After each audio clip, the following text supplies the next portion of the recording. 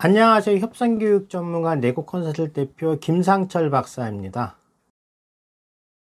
협상에 대한 전문적인 지식에 대해서 설명드리도록 하겠습니다. 강사가 협상을 강의하려면 당연히 협상에 대한 전문적인 지식을 가지고 있어야 합니다.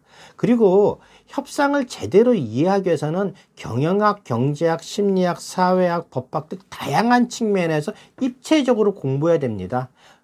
물론 이러한 내용들은 협상을 이해하기 위해서 필요하다는 뜻이지 이 모든 것을 공부를 해야만 협상 강의를 할 수 있다는 뜻은 절대 아닙니다. 하지만 해외 유명 대학에서 협상 과정을 한번 수료했다고, 협상책 몇 권 읽었다고, 아니면 다른 강사가 하는 협상 과정을 한두 번 들었다고 해서 협상 강의를 할 정도의 전문적인 지식이 있다고 할 수는 없습니다. 협상 강의는 다른 교육 과정에 비해서 교육생들의 질문이 많습니다. 예리한 것도 많이 나오고요. 그런데 기업의 교육 담당자들에게서 들은 말에 의하면은 협상을 강의하는 강사분들 중에 교육생들의 질문에 대해서 제대로 답변을 못해 쩔쩔매는 경우를 종종 본다고 합니다. 협상 강의를 하려면 적어도 교육생들이 어떠한 질문을 하더라도 충분히 이해하고 답변할 수 있는 수준의 협상 전문 지식을 가지고 있어야 합니다.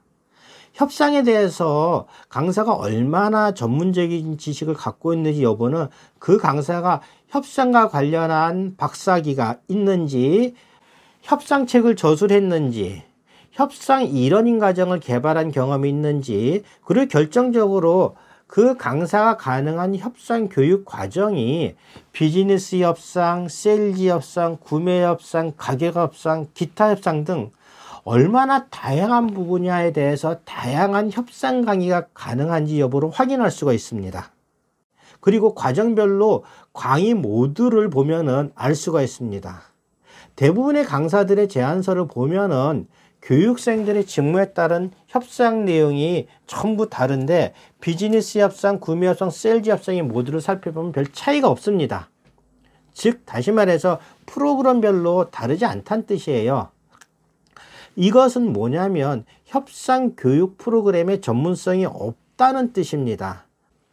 그리고 협상 강사분들의 홈페이지를 보면은 교육 대상을 직무 기준이 아니라 신입사원, 팀장 과정, 임원 과정 뭐 이런 식으로 직급별로만 소개하고 모듈은 소개하지 않는 경우를 보게 됩니다.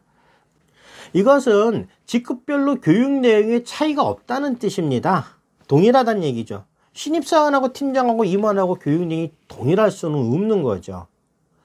그리고 섭외하려는 협상 강사의 홈페이지나 블로그에 직무별로 협상 프로그램의 소개와 모듈인지 확인해 보시면 되고, 만약에 자신의 홈페이지나 블로그가 없다면 비즈니스 협상, 구매 협상, 세일즈 협상 이런 식으로 가격 협상에 대한 과정 제안서를 함께 받아보시면 됩니다. 그래서 제안서를 그렇게 받으셔 갖고 과정별로 모듈의 차이가 있는지 없는지 보시면은 이 강사가 얼마나 전문적인지 전문적이지 아닌지를 알 수가 있습니다. 강의할 수 있는 다양한 협상 프로그램이 없다면 협상 강사로서의 전문성을 의심해 볼 수가 있습니다.